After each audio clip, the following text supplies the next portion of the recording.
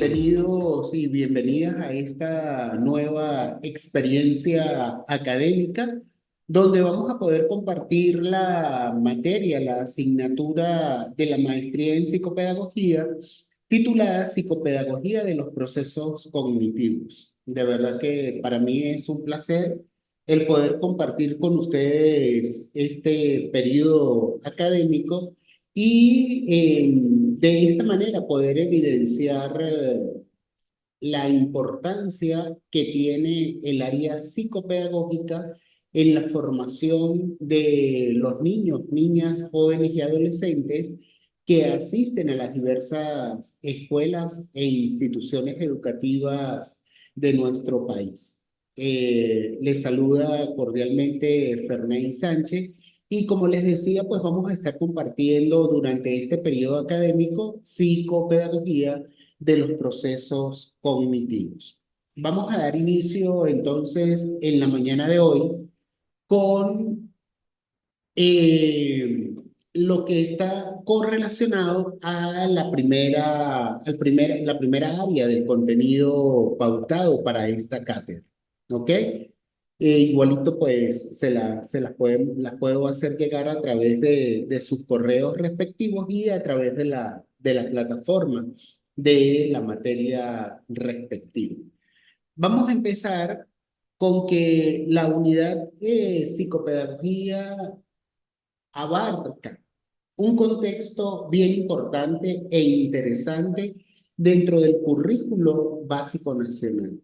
Y esta área específica se encarga de dar atención a los niños, niñas, jóvenes y adolescentes que asisten, por supuesto, en la edad académica al sistema educativo, especialmente en este contexto venezolano.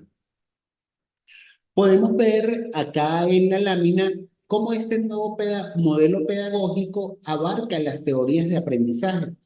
Todos nosotros sabemos que somos seres que constantemente vivimos en un proceso de enseñanza y aprendizaje, pero que no solamente ese proceso de enseñanza y aprendizaje se limita allí, sino que nosotros de una u otra forma también transmitimos ese aprendizaje a través del conocimiento, lo que hemos venido adquiriendo, lo ponemos en práctica, lo ejecutamos diariamente. Hemos escuchado por allí que nuestra vida es un constante aprendizaje y que todos los días aprendemos algo nuevo. Si revisamos un poco las teorías de aprendizaje, nos vamos a dar cuenta que están correlacionadas, que es lo que nos podemos conseguir nosotros también como profesionales dentro del salón de clase y con instituciones que son muy formales, muy conductistas, que están fundamentadas simple y llanamente en que el docente paute, que el docente transmita a través del estímulo y la respuesta. Y bien conocemos de que tanto Skinner como Watson, el condicionamiento clásico, el condicionamiento operante, a través de los ejercicios, de los experimentos que estos señores, tanto Skinner como Watson, promovieron en la época en que ellos tuvieron la oportunidad de demostrar lo que consideraban, lo que pensaban, lo que opinaban, y por supuesto a través de sus experimentos lograron verificar la, a través de la práctica sus pensamientos y de esa manera evidenciar que existía un estímulo y una respuesta para las personas del momento, ¿ok? Y por supuesto, pues eso se ha venido expandiendo, se ha venido poniendo en práctica. De manera de que también tenemos aquí el experimento, ¿verdad? Que bien recordamos del perro, la saludación ante la comida, el sonido de la campana y cómo esos experimentos permitían verificar de que ante un estímulo siempre va a haber una respuesta. Y eso lo vemos en el día a día y muy especialmente dentro del salón de clase. Cómo el docente del aula estimula a sus estudiantes cómo la familia estimula a sus hijos, en este caso papá y mamá, y obtenemos una respuesta significativa que puede generar un aprendizaje, ¿verdad? Hay personas que aprenden de manera positiva. Hay también esta clasificación que nos permite evidenciar que el aprendizaje, que hay formas negativas también de aprendizaje. Una forma de ello, ¿verdad? Pudiese ser cuando estamos pequeños, que le decimos al bebé, cuidado con la corriente, no introduzca los dedos dentro del tomacorriente, él insiste y siente la corriente, ¿verdad? Entonces, de esa manera hay un aprendizaje que pasa a ser significativo de manera negativa.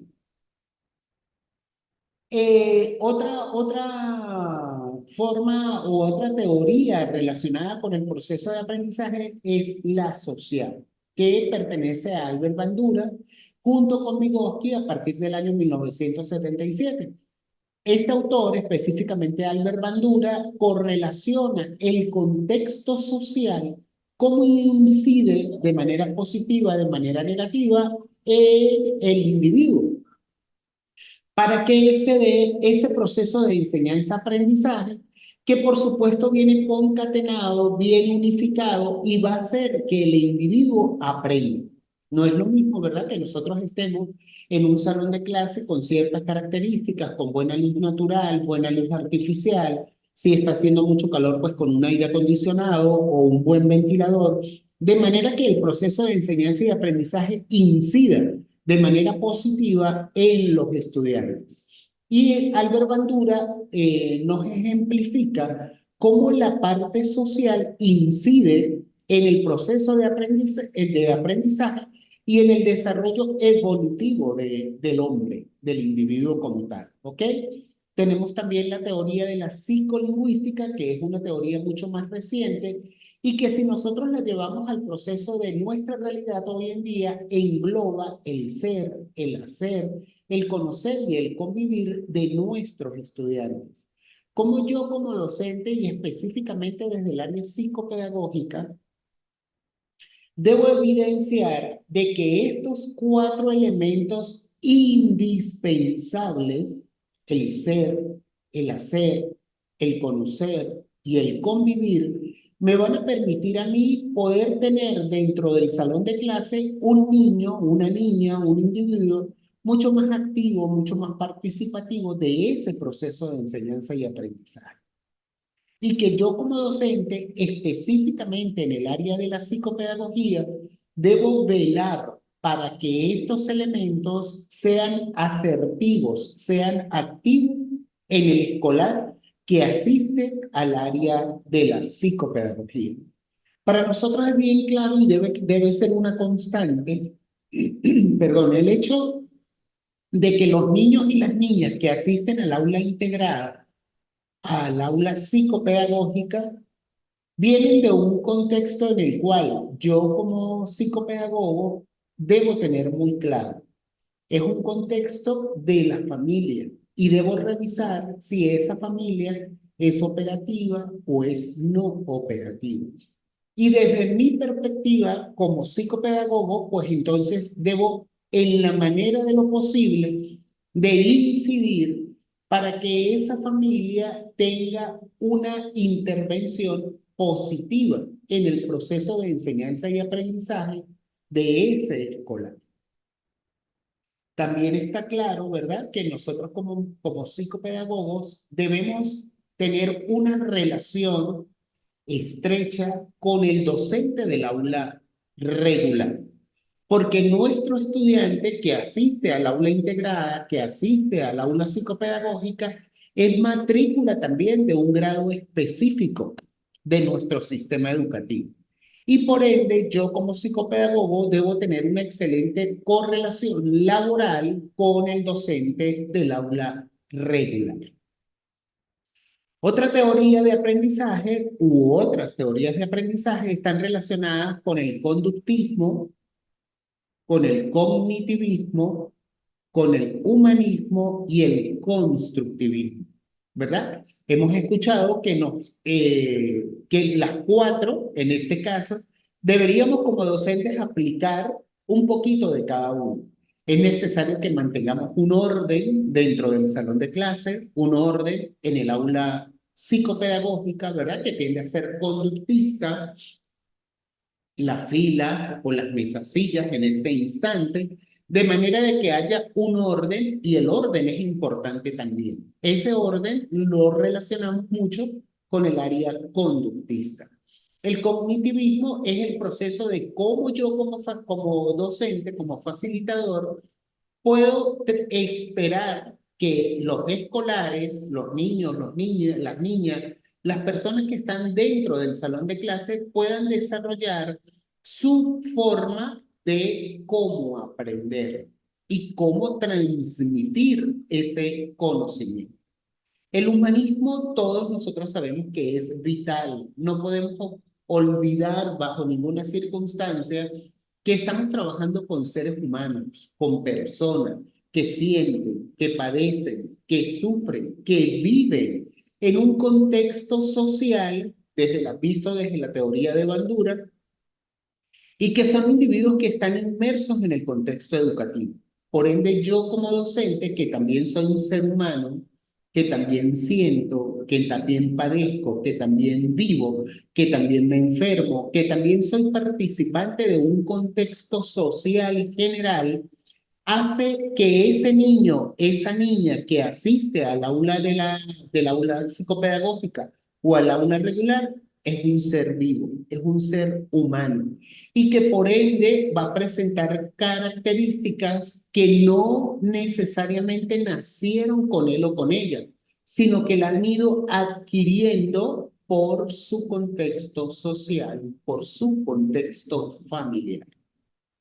Y no es mentira, y todos nosotros lo sabemos, que la familia y el contexto social van a incidir de manera positiva o de manera negativa en la forma en cómo ese niño, esa niña, ese joven, ese adolescente que yo observo y con quien yo trabajo dentro del salón de clase va a reflejar en la escuela, en el salón, en su actitud con C y en su aptitud con P, es decir, en su conducta, lo que trae de su casa, lo que trae de la sociedad en la cual él se desenvuelve como un ser biopsicosocial.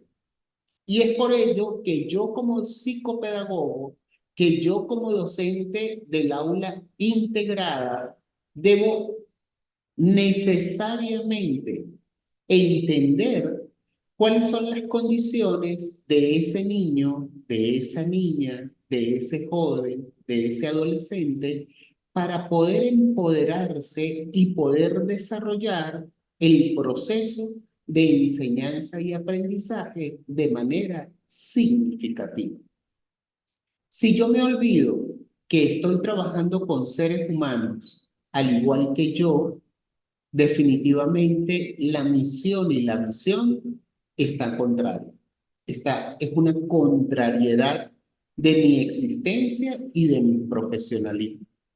Porque es verdad que debemos mantener un orden, que debemos desarrollar el proceso de enseñanza y aprendizaje de manera significativa, pero es vital sentir y no olvidar que estamos trabajando con seres humanos, con niños, con niñas específicamente y con, bueno, con adolescentes, preadolescentes que asisten al sistema regular.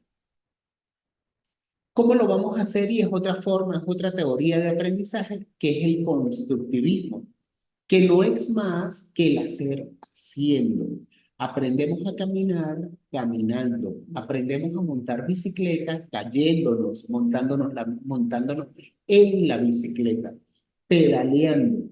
Aprendemos a patinar dándonos golpes. Y la vida muchas veces nos enseña de manera negativa, como lo veíamos previamente, de que somos seres de aprendizaje constante y que aprendemos haciendo. Yo no puedo aprender a leer y a escribir si no lo hago, si no me equivoco, si no omito, si no sustituyo. Me puedo conseguir dentro del aula psicopedagógica escolares que aglutinan, que omiten, que sustituyen. Y mi labor, mi misión como psicopedagogo, pues es intervenir de manera positiva, de manera asertiva, en que esa forma de aprender que está errada, ¿verdad? Yo debo transformarla. Debo modificar esa conducta a través de la aplicación de diversas estrategias, de diversas actividades, que como sabemos son dos elementos completamente diferentes de la planificación que nosotros como docentes desarrollamos.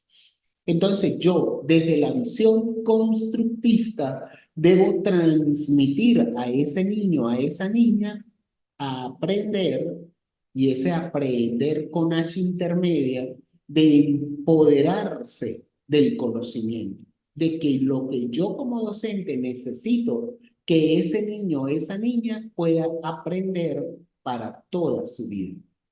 Así como nosotros nos aprendemos nuestro número de cédula y no lo olvidamos, porque es un número que nos identifica, así debemos tratar como docentes de que sea ese feedback, ese intercambio que hay entre yo, docente de aula integrada, y disculpe que me coloque de primero, pero yo como adulto, yo como profesional, yo como maestro, yo como docente de aula integrada, yo como psicopedagogo voy a intervenir en el otro yo, es decir, en el escolar. Y debo intervenir de manera significativa, que debo planificar estrategias, actividades que actúen, que intervengan de manera asertiva para que yo pueda consolidar el contenido necesario.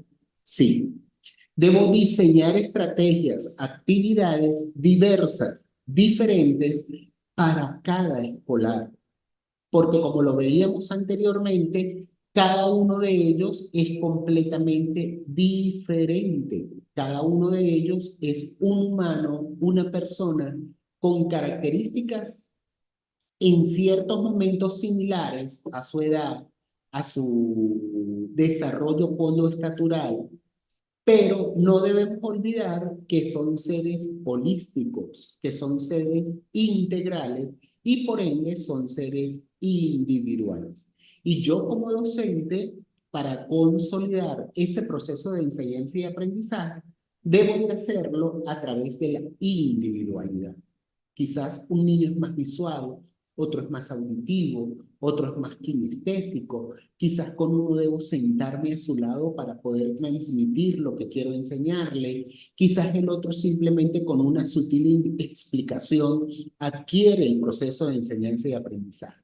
Y eso también forma del yo como docente, de mi yo como psicopedagogo, de mi yo desde mi profesionalismo, el poder entender las diferencias, las individualidades con las cuales me voy a conseguir dentro del salón de clase.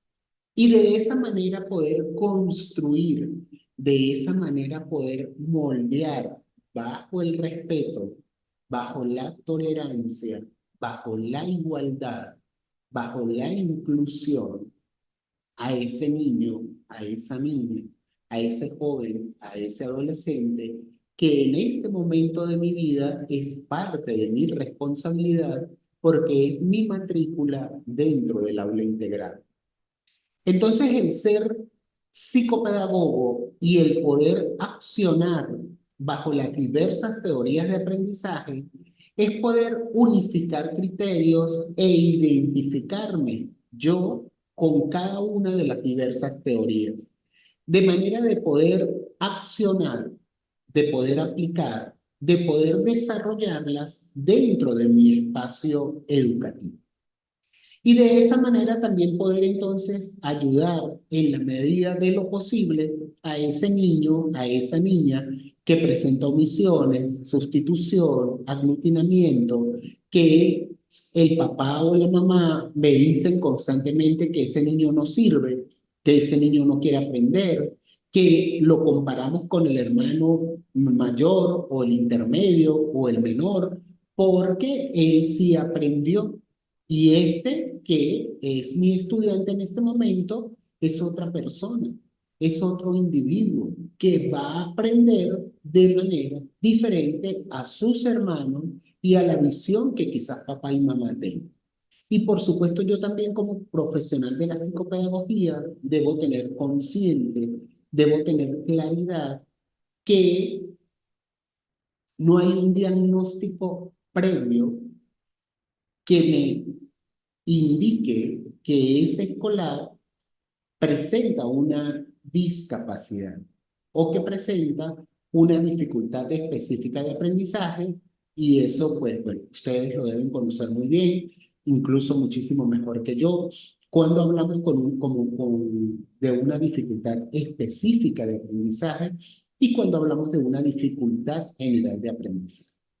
Entonces, si hay, de todas maneras, por supuesto, si hay alguna inquietud, si hay alguna duda, con todo gusto y placer podemos aclararlo. Pero es muy importante que yo como psicopedagogo, dentro de mi aula integrada, dentro de mi espacio académico, yo pueda tener claridad y por supuesto pueda tener conocimiento a través de una impresión diagnóstica y la visión del grupo interdisciplinario, del grupo transdisciplinario o equipo interdisciplinario o equipo transdisciplinario de la visión general de ese niño, de esa niña, como un ser holístico, porque no podemos olvidar que para yo transmitir el proceso de enseñanza y aprendizaje, si yo necesito que ese niño escriba, yo no solamente voy a trabajar con su mano, yo debo trabajar con su cerebro, yo debo trabajar con su visión, yo debo trabajar con su audición.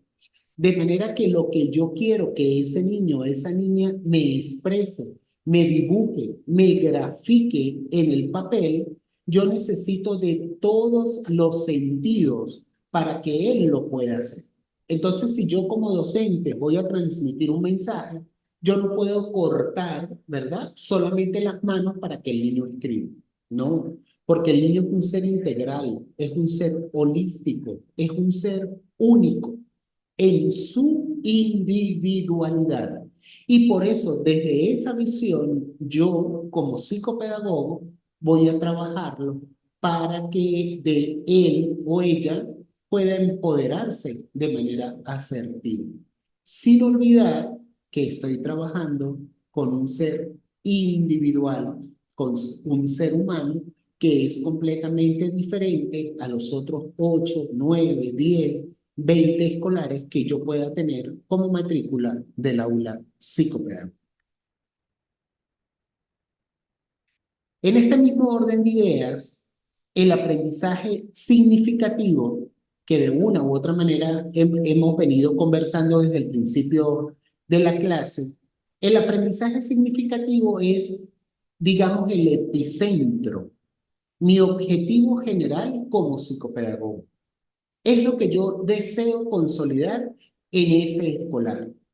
Que si el docente del aula regular está trabajando el proyecto, no sé, del petróleo, de los números naturales, de la naturaleza, del cambio climático, ahorita con esta situación del clima que vivimos, ¿cómo ese docente del aula regular, perdón, y yo, como psicopedagogo, docente del aula integrada, voy a intervenir unificando criterios, unificando conocimientos para que ese escolar que yo sé que le cuesta un poco el poder empoderarse del aprendizaje, lo adquiera de manera significativa?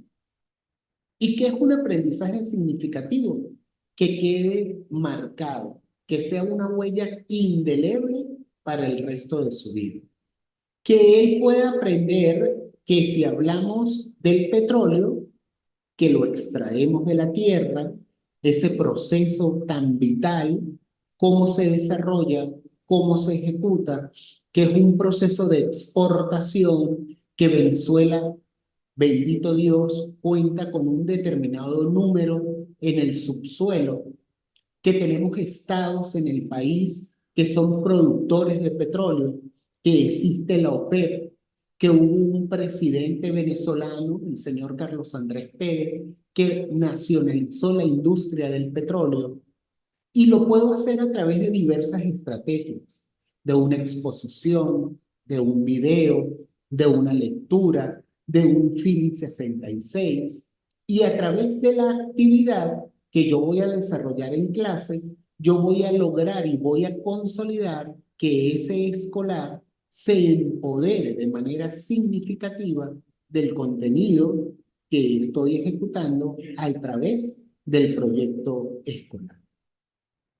Y yo, como psicopedagogo, desde mi aula integrada, entonces me diseño diversas actividades, ¿verdad? Entonces busco fotocopias, que el niño tenga que colorear, si me doy cuenta que no tiene una pinza correcta, que no toma bien el lápiz, hacemos investigación de qué es el petróleo, de cómo se escribe petróleo, si es una palabra aguda, si es una palabra grave, si es una palabra esdrújula, cuántas sílabas tienen. Y de esa manera yo desde el aula integrada entonces trabajo con el docente del aula regular, dando intervención desde la perspectiva de ese escolar, desde mi trabajo y el trabajo del docente del aula regular, para intervenir a través de los procesos de ese niño, de esa niña, para que se convierta en un aprendizaje significativo. Igualmente, ¿verdad? La experiencia. Hay una teoría de aprendizaje que me habla desde la teoría experiencial. Entonces, esa experiencia también pasa a ser muy significativa, importante, indispensable, para que yo como docente pueda transmitirle al escolar a través del ser, del hacer, del conocer, cómo realmente se da ese proceso de la extracción del petróleo en este caso para mantener la misma idea. ¿Cómo ocurre a través de una máquina, verdad? Que penetra la tierra, que absorbe el petróleo y cómo ese proceso me permite generar gasolina, gas, pintura, plástico, silla, muebles, entre otras tantas cosas. Y cómo ese producto líquido, espeso, de color negro, interviene a nivel internacional, a nivel mundial, para beneficio de nuestro país. Y de esa manera entonces a través de la experiencia, a través del día a día, a través del poder visualizar, del poder ver, del poder conocer, se van generando iniciativas propias de cómo ese niño, esa niña me va a demostrar a mí como docente que se está empoderando de ese conocimiento. Y entonces se diseña, ¿verdad? Una exposición, una maqueta, una visita guiada, si tenemos una refinería cerca, si tenemos una empresa petrolera cerca de nuestra institución, si tenemos un padre que sabe, que es conocedor, un ingeniero químico, un ingeniero petrolero. Entonces yo como docente me valgo de ese recurso para poder explicarle a ese niño y al contexto de los escolares de cómo fluye, cómo funciona, cómo se da todo ese proceso, todo ese ciclo de la extracción del petróleo y tengamos la plena seguridad de que estamos transmitiendo de manera significativa el proceso de todo lo que involucra el proyecto relacionado al petróleo. Seguimos entonces con un aprendizaje autodirigido que va a ser dirigido bien sea por el docente, ¿verdad? En este caso, el docente del aula regular o en mi caso como psicopedagogo dentro del aula integrada o del padre a quien yo estoy invitando o de otro profesional que venga al salón de clase y nos explique cómo se da ese proceso. Y los niños, ¿verdad? Entonces van a realizar una lectura, van a realizar un dibujo, van a realizar una escritura espontánea, van a hacer tantas cosas que se pueden ir generando dentro del proceso de enseñanza y aprendizaje específico en el proyecto del aula regular, que está generando también una intervención de manera significativa del docente del aula integral. Seguimos en este mismo orden de ideas con las inteligencias múltiples. Y podemos, que también lo veíamos al principio, que podemos encontrarnos diversidad de niños dentro del salón de clase. Niños que van a aprender de manera visual, niños que van a aprender de manera auditiva, de forma tangible, porque al igual que nosotros, pues tenemos nuestras características individuales que hacen y que nos facilitan ese proceso de enseñanza y aprendizaje. De manera que las inteligencias múltiples y ahora también con la inteligencia artificial, debemos valernos como docentes de cómo empleamos esas estrategias que beneficien al escolar. Porque también si vamos a generar de que el niño, de que el escolar pase 3, 4 horas frente a una pantalla, tampoco es la idea. Entonces debemos generar aprendizaje de manera significativa, pero con prudencia. Que esas inteligencias el niño nos la demuestre no solamente a través del uso de una pantalla, sino también a través de su experiencia, de su creatividad, de su individualidad, de su forma de poder él demostrar que sí está aprendiendo y que sí se está empoderando del proceso de enseñanza y aprendizaje que nosotros como docentes estamos desarrollando. Bien, continuamos entonces con esta importante conversación y esta importante discusión de cómo yo como psicopedagogo debo y puedo intervenir de manera positiva, de manera asertiva, en trabajo mancomunado con el docente del aula regular. Bien, continuamos entonces con las características psicopedagógicas de los y las estudiantes, cómo es la educación de la personalidad y cómo prevalece la configuración de la competencia cognitiva. Acá, como podemos observar en esta lámina, entonces vamos a considerar el rol del docente del aula integrada. ¿Sí? Que es lo que nos atañe, es lo que nos une en esta hermosa profesión desde la visión psicopedagógica.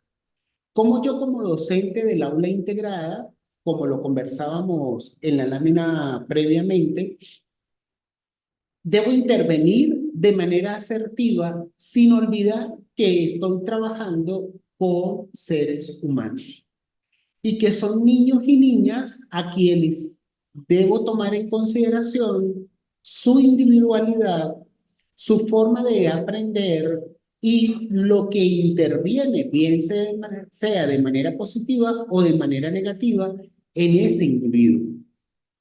Hoy en día no es mentira y nosotros muchas veces lo vivimos de manera tangible, de manera cercana, que tenemos escolares que llegan a la escuela sin comer, porque lamentablemente su situación económica o la de sus padres no es la más efectiva en este momento. Y nos conseguimos con niños que van a la escuela y llegan con sueño o llegan con hambre. ¿Cómo podemos nosotros, desde la visión psicopedagógica, pedirle a ese niño que no sienta hambre, que nos preste atención, que no se levante, que de repente no pida permiso para ir al baño? Si nos olvidamos que de repente ese escolar puede, además de tener hambre, puede tener dolor de cabeza, puede sentir malestar estomacal. Bien, le comentábamos entonces de cómo yo como docente de aula integrada debo tener en consideración Ese niño que seguramente en la noche anterior no cenó y que en la mañana de hoy llega a la escuela con dolores estomacales, con dolor de cabeza, con hambre. Entonces yo como docente debo tener en consideración que ese niño en este momento de su realidad, de su verdad, lo menos que quiere es saber cómo se extrae el petróleo de la tierra. Lo menos que ese niño en este momento quiere saber si el petróleo es un recurso natural renovable, no renovable, si se saca la gasolina, si produce gas, si produce pintura. ¿Sí? Porque él en este momento su prioridad es comer y de esa manera poder saciar su hambre. Entonces yo como docente de aula integrada debo establecer comunicación con el docente del aula regular para poder satisfacer de una u otra manera la necesidad primaria de ese escolar, que en este caso sería de repente, no sé, compartir mi desayuno, llevarle parte de un desayuno para ese escolar. Y de esa manera entonces ir cubriendo las necesidades. Por supuesto no tenemos una varita mágica, seguramente tampoco tenemos toda la parte económica para poder satisfacer cada necesidad, pero por lo menos de un escolar que es mi responsabilidad dentro del aula integral, que en ciertas ocasiones pues tampoco son más de 10 estudiantes y que no a todos los veo todos los días. Entonces hay que ir conociendo la realidad del escolar, de cada escolar, para poder en la medida de lo posible, claro está, intervenir de manera asertiva yo como docente del aula integral.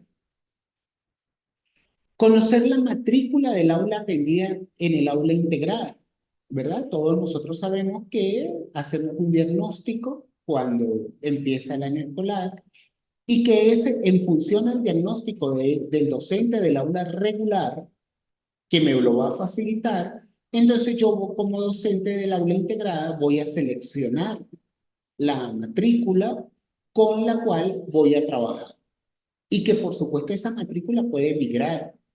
Esa matrícula puede egresar al aula regular y ya no será la misma matrícula para el segundo lapso o para el segundo momento, como lo llamamos en este instante. De manera de que yo puedo tener como matrícula en el aula integrada 5, 6 escolares, 10 escolares de diversos grados de educación básica, de educación primaria, y en el segundo lapso, de repente de esos 10 escolares que en este primer momento son mi matrícula, egresan 5. Y yo entonces en el segundo momento debo volver a hacer un diagnóstico, una impresión diagnóstica para poder cubrir y seleccionar nuevos escolares de ser necesario. Y de esa manera entonces mantengo la matrícula del aula íntegra y sigo interviniendo junto con el docente del aula regular en pro de ese niño, de esa niña, en función a su proceso de enseñanza y aprendizaje. Entonces allí, yo como docente del aula integrada, me hago uno más de esos escolares que asisten a este espacio educativo. Seguimos con las estrategias y actividades empleadas por él o la docente del aula integral. Bien, como les decía en la lámina anterior, todos nosotros sabemos, ¿verdad?, que las estrategias son un elemento de nuestra planificación y que las actividades son otro elemento. Que las estrategias es el qué voy a hacer para que ese objetivo general, junto con los objetivos específicos que yo me planteé en mi planificación, puedan ser llevados a la práctica dentro del salón de clase. y que las actividades es el cómo lo voy a hacer, ¿verdad? Entonces, si yo tengo como estrategia un rompecabezas del petróleo, entonces la actividad que yo voy a escribir, que yo voy a plasmar en mi planificación, es explicar cómo yo voy a utilizar ese rompecabezas con los escolares con quienes voy a trabajar.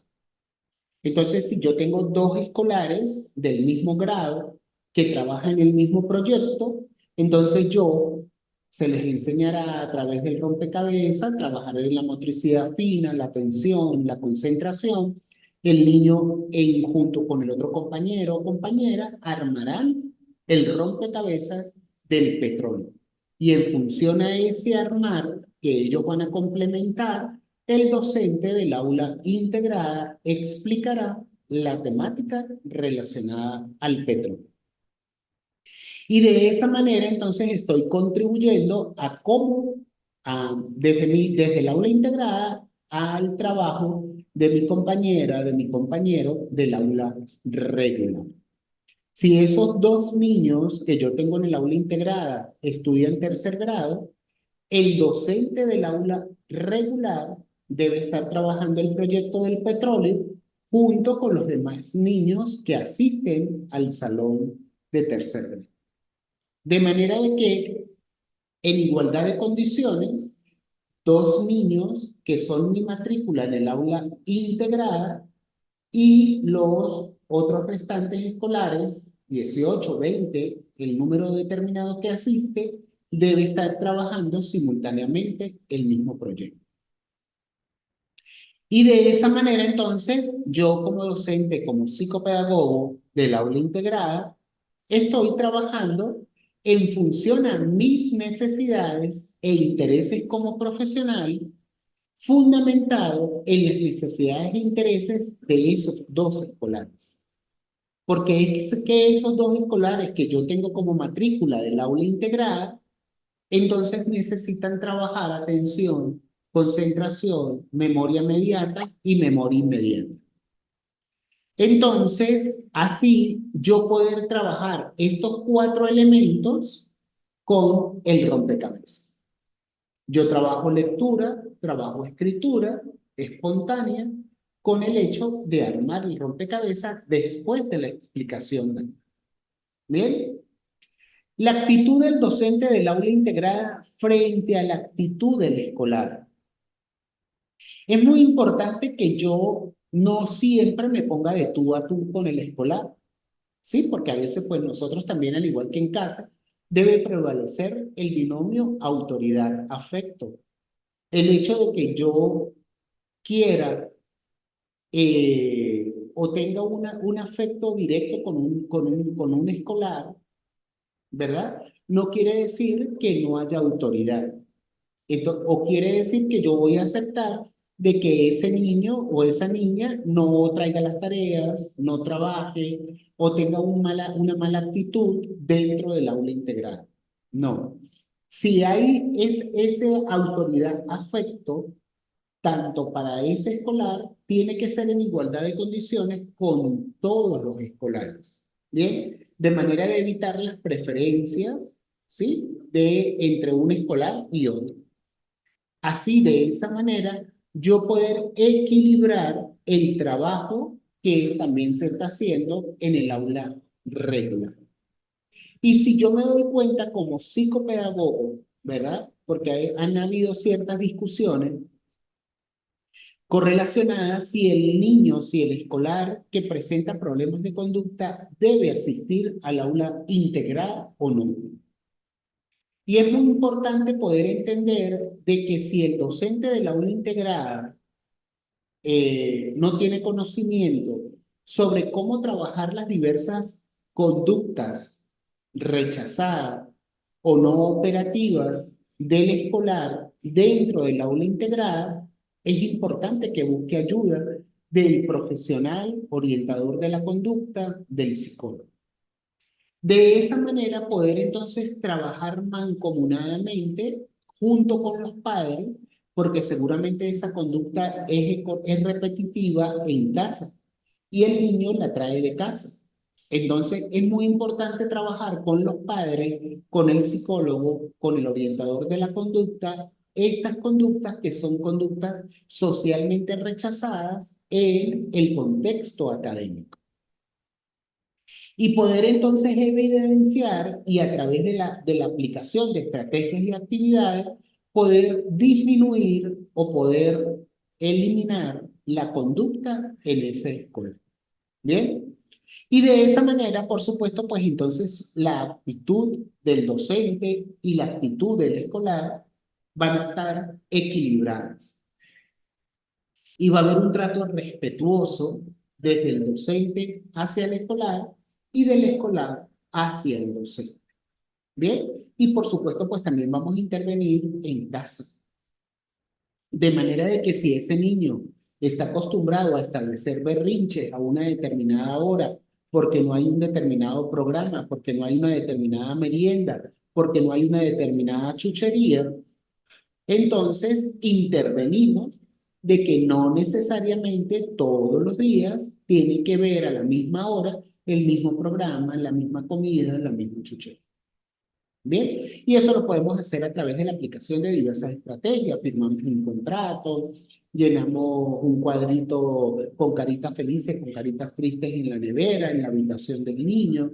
Bien, aplicamos diversas estrategias para que el niño pueda entender que su berrinche no es necesario porque, digamos, por una chupeta, pues tiene una fruta hoy de merienda.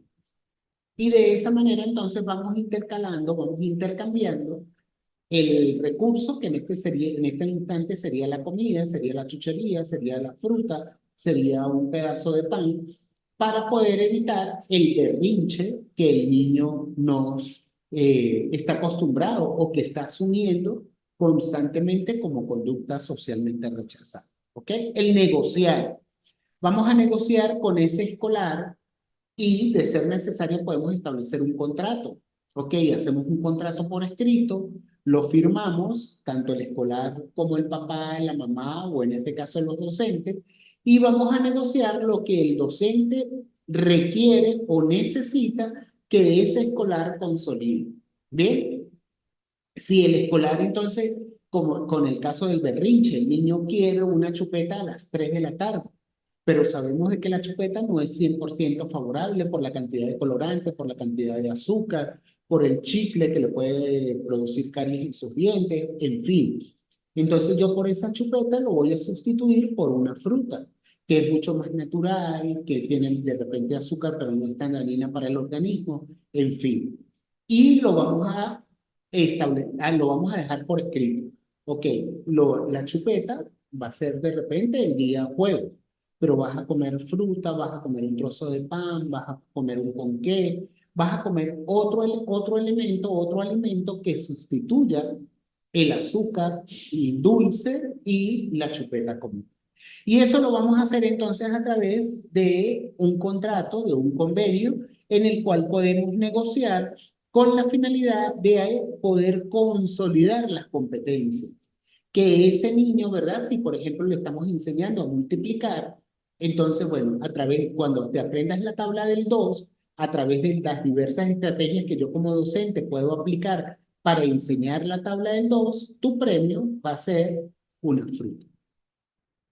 Y de esa manera, yo como docente, yo como papá, estoy negociando y estoy logrando que el escolar adquiera las competencias, las consolide, de que él aprenda, de que ella aprenda que 2 por 2 aquí y en la China va a ser 4 y que eso no tiene cambio y que es importante, ¿verdad?, de que él se aprenda de que 2 por 2 es 4. ¿A qué estrategia voy a utilizar yo como docente? Bueno, yo puedo utilizar el pizarrón, yo puedo emplear la suma, ¿verdad? De explicarle que si él suma 2 veces 2, entonces es 4 y que es lo mismo, 2 por 2 es 4. Y así sucesivamente, lo puedo hacer con la chupeta, lo puedo hacer con la fruta, lo puedo hacer con manzana, lo puedo hacer con pera, lo puedo hacer con dibujitos, ¿ok? Lo puedo hacer con rayitas. No necesariamente tiene que ser una estrategia ultra wow para poder enseñarle y para poder transmitir el conocimiento. ¿verdad? Es igualito, yo lo puedo hacer con rayitas. Bueno, tengo dos rayitas aquí, dos rayitas aquí. Si sumamos cuántas rayitas tenemos, hay cuatro, ¿verdad? Dos más dos es cuatro. Es lo mismo que yo dijera dos por dos. Y de esa manera, entonces yo como docente diseño estrategias, me puedo comprar un bingo, puedo hacer un bingo, ¿verdad? Puedo hacer un juego de memoria, puedo hacer un juego de fichas y de esa manera poder yo, desde mi perspectiva psicopedagógica, poder consolidar en el escolar la importancia de las tablas de multiplicar. Debo ser, ¿verdad? En la medida de lo posible, y esto debería ser un requisito sine qua non, debo ser un docente generador del aprendizaje significativo. Que ese aprendizaje realmente genere en el niño, en la niña, un bienestar de por vida. Que él se empodere, como lo hablábamos anteriormente, del aprendizaje con H intermedia. Aprender. Me aprendo, me empodero de ese contenido que va a ser significativo de por vida para mí como escolar en este momento, ¿sí? Un niño, una niña que tenga 8, 9, 10 años, que estudie segundo, tercer, cuarto grado. Bien, y de esa manera poder ir entonces construyendo de manera significativa desde su propia experiencia, desde su propio ser, desde su propio hacer, conocer y convivir para que él o ella pueda entender que eso que se le está transmitiendo en la escuela es importante. Y entendiendo nuestra realidad de hoy en día, podemos seguir diseñando estrategias y actividades que de manera significativa intervengan en ese empoderamiento.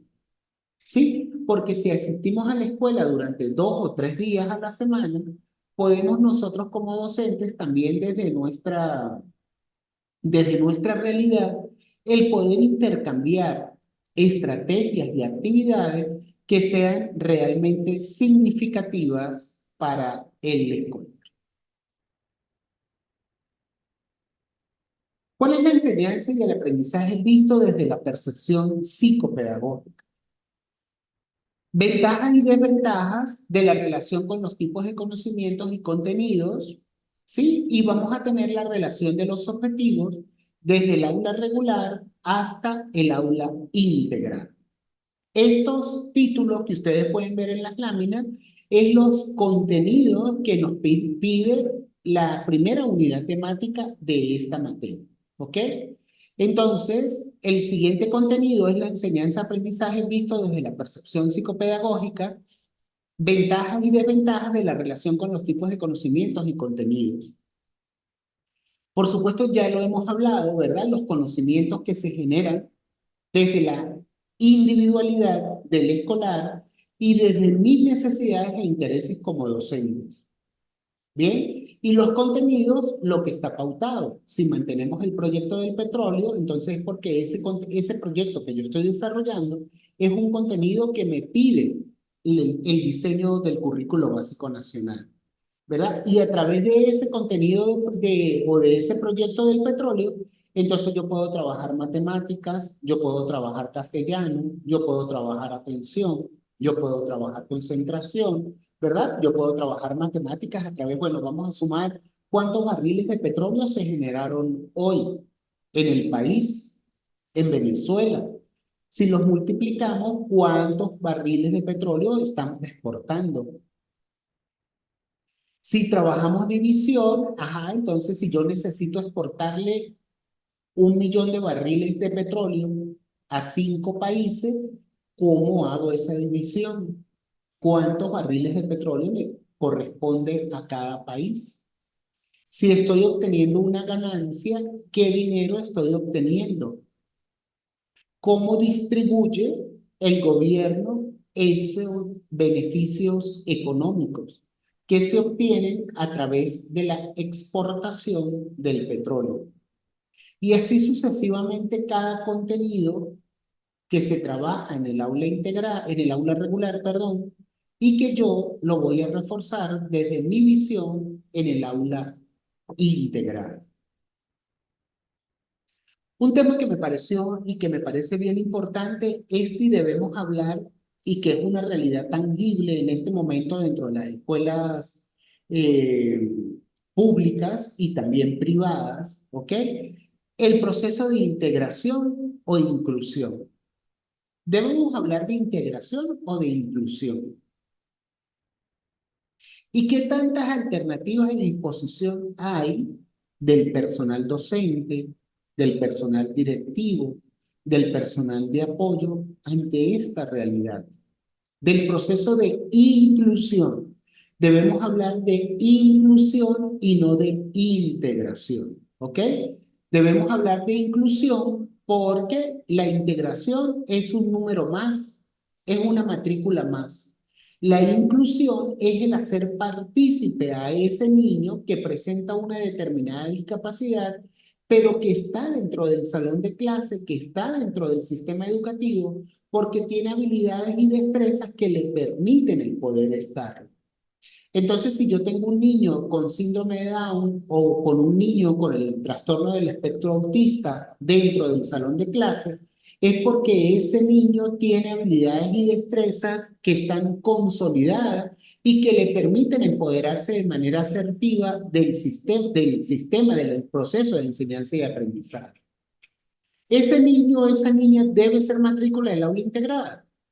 Sí, por supuesto que sí. Yo como docente del aula integrada debo trabajar con ese escolar que presenta un síndrome de Down o que presenta un trastorno del espectro autista. Obligatoriamente él o ella debe ser parte de la matrícula del docente del aula integrada. Y el docente del aula integrada, junto con el docente del aula regular, deben diseñar estrategias, actividades que le permitan consolidar y a empoderarse del proceso de enseñanza y aprendizaje. A través de la evaluación, que la evaluación debe ser diferente, sí. Que la evaluación tiene que ser en igualdad de condiciones, sí. Que la evaluación debe incluir todo el contenido trabajado, sí. Pero que si el niño lo hace mejor exponiendo, ¿yo debo hacerle una prueba escrita? No. Debo hacerle una exposición. Debo pedirle al papá y a la mamá que me graben un video de ese niño explicando si es un experimento en su casa, cómo lo hizo, cómo papá y mamá intervinieron, cómo sus hermanitos lo ayudaron, porque yo desde el aula integrada debo trabajar el proceso de inclusión también en la familia. Entonces no es solamente el niño que presenta el espectro autista o que tiene el síndrome de Down, sino que en casa sus hermanitos, ¿verdad? Si tiene uno o dos hermanitos más, también deben ser partícipes de ese proceso de enseñanza y aprendizaje. Y yo, como docente del aula integrada, lo evidencio a través del video que el papá y la mamá me van a hacer llegar a través de vía WhatsApp, por decirlo de alguna manera. O van a ir al salón de clase a explicar el experimento realizado. ¿Bien? Pero debemos de hablar de inclusión, no de integración. Y nosotros como docentes psicopedagogos, como docentes del aula integrada, debemos velar para que el proceso de inclusión se cumpla, se ejecute dentro del salón de clase. Y la relación de objetivos, ¿verdad? Los métodos que aplica tanto el docente del aula regular como el docente especialista, el docente del aula integral. Y esa evaluación, como lo decíamos, debe ser flexible, donde se involucre a todos y a todas los miembros de la familia, del sistema educativo. Si nosotros tenemos en el colegio, en la escuela, un niño con síndrome de Down que está incluido, entonces desde el señor que lo recibe en las mañanas, el señor que está o la señora que está en la puerta, como portero, como portera, debe saber que en nuestra escuela hay un escolar con estas características. Y que por ende, ese niño, esa niña, ese escolar debe gozar en igualdad de condiciones como cualquier otro niño convencional, como cualquier otro estudiante que asiste a la institución sin tener ninguna discapacidad. Y de esa manera, entonces, yo como docente del aula integrada, como psicopedagogo, poder intervenir de manera efectiva en ese proceso de inclusión que debe ser tangible, que debe ser real. Bien, bien, muchísimas gracias por su atención, muchísimas gracias por este tiempo compartido en este lapso de la clase. Eh, Me comprometo con ustedes a hacerles a través de la plataforma, de expresarles allí el proceso de evaluación, de qué actividad van a realizar ustedes para poder cumplir y poder desarrollar con todas las actividades que deben desarrollar en el transitar de este tiempo académico. Cualquier duda, cualquier inquietud, por supuesto, a través de la plataforma, podemos intercambiar opiniones, si hay alguna duda, si hay alguna inquietud, con todo gusto poder transmitir ese e intercambiar opiniones de lo trabajado, de lo visto en la mañana de hoy. Dios les acompañe, Dios les bendiga. Muchísimas gracias por este espacio y permanecemos en contacto. Éxitos y bendiciones.